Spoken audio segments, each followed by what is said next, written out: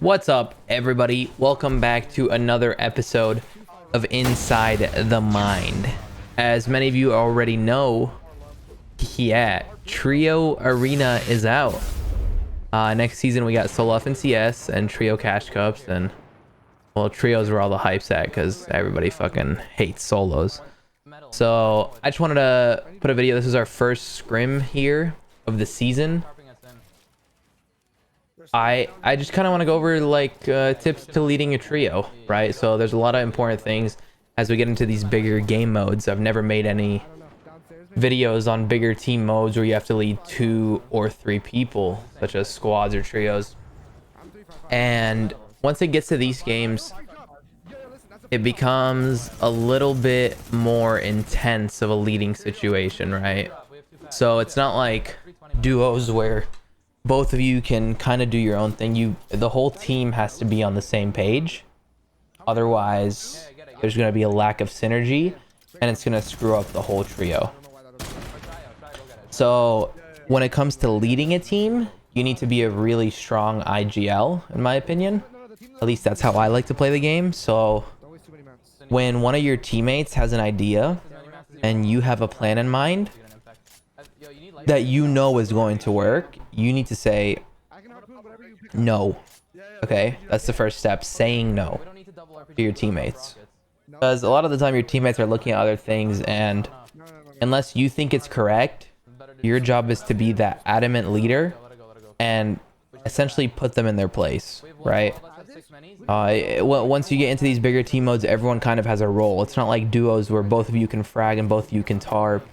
In trios, there's kind of a role, right? Like there's the front of the tarp, there's the middle of the tarp, there's the back of the tarp. You could play 2 at the front, 1 in the back. You know, like there's different strategies. And as the IGL, you also need to assign those roles. Make sure your teammates know what their job is that game. All right, so you're gonna notice in this game right here, I want to take height. I already told my team we're taking height here. Right, and I'm willing to use more mats than I'd use in duos, right, to take this height, like 200-300 mats here, because we have 4,500 total rather than 1,000, which was duos, you know, the old meta. So you're able to use a little bit more mats here too, and do those like mat intensive pushes. So right now here we have height, kind of waiting till that next zone,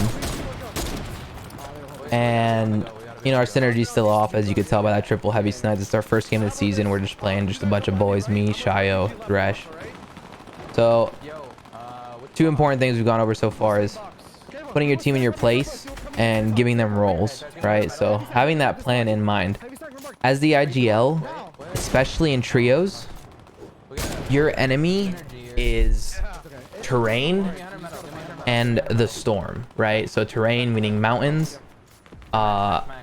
the land, like is it flat land, does it go up, etc., and the storm. So right here when the storm switches, my team is able to keep looking for picks, and I'm thinking of what the next plan is. So I look over, I see that we can get a free pad right now, and I yell at both of them to get to me ASAP. Nobody's looking, right? So I see a free pad where we're not even gonna get beamed.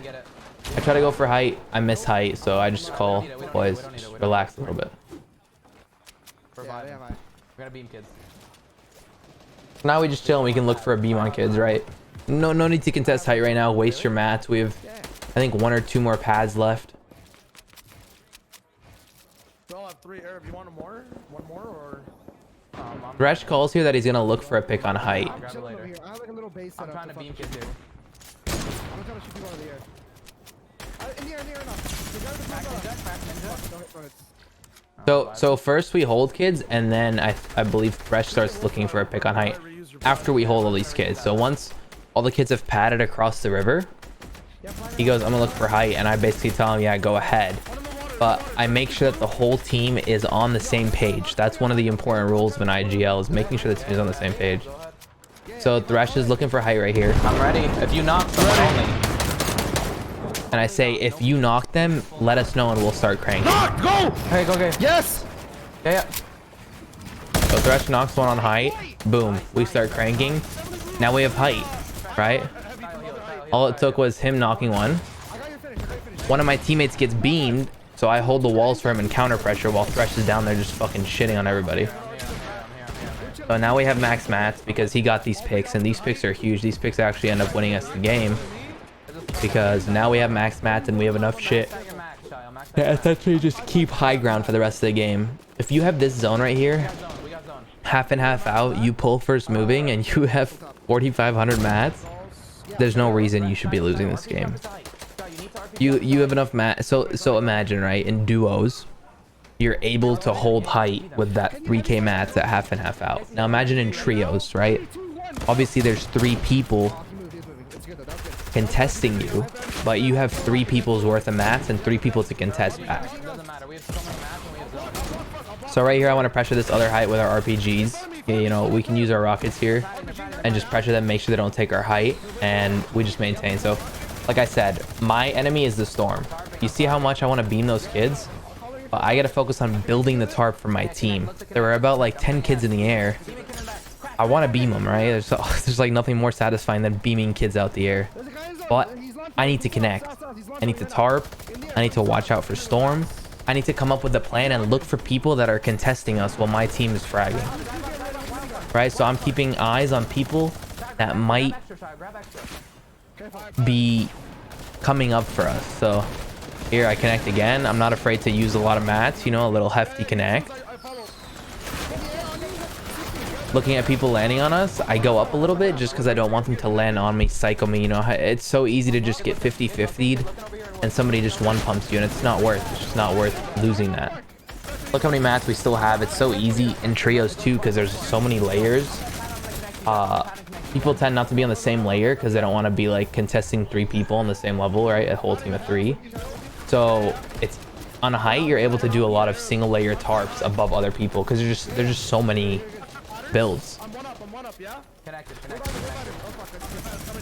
So I decided that I wanted to pad across because we still had a pad, and I wanted to get a different angle to make sure that height doesn't push up from there.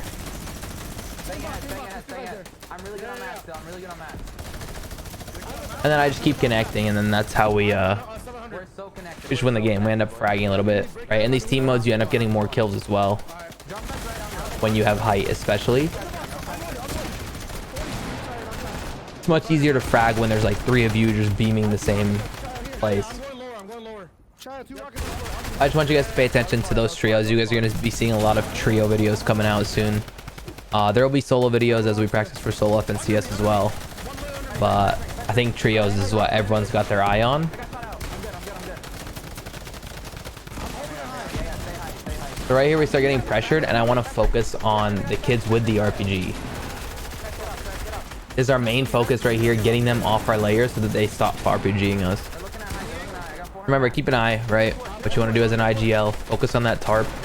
Your biggest enemy, I say it all the time, is the storm. Your biggest enemy is the storm, and your biggest enemy is mountains. You don't know if it goes up a mountain, you don't know if it drops down a mountain. You need to be paying attention to that as the IGL.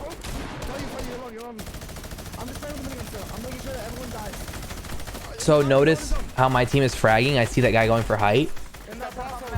My job is to make sure he doesn't get that too.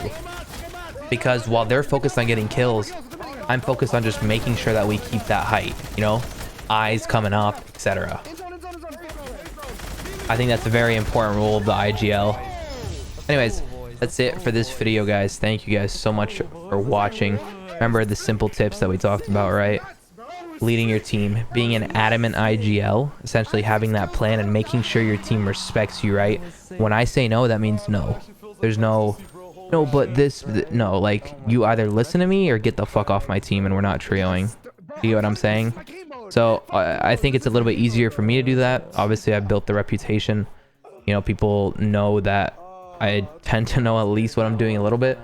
But when you are starting, it is harder, so it might be harder to be an adamant IGL. But listen, it's better for you to all be on the same page and make the wrong call than for all of you to be on a different page and make the right call, right? Because let's say I take height and none of my team is with me. Well, now I'm a solo on height. But like, let's say I drop height and my whole team is with me. It's easier to frag. So just make sure in these team modes that you are learning to be an IGL. Don't be afraid to make those adamant calls, and if you make the wrong call, just learn from it. Realize that you made the wrong call, Yeah, we're gonna play with Inspire. He said yeah. and just don't make that similar call again, or try it again with something different added to it, right? Don't be afraid to try things. That's the only way you're gonna get better. Thank you guys so much for watching. I do stream these on Twitch every single day. These are my customs for my subs. Twitch.tv/Arab. And remember, guys, if you guys do like these videos and you feel like they're helping you, right? We've had a lot of people say that they've won FNCS weeks because of my videos. Things like that. Guys, Yeah. code Arab in the item shop. Don't put That's right. We'll see you guys later. That game was Peace. good. I'm not. That was a great game.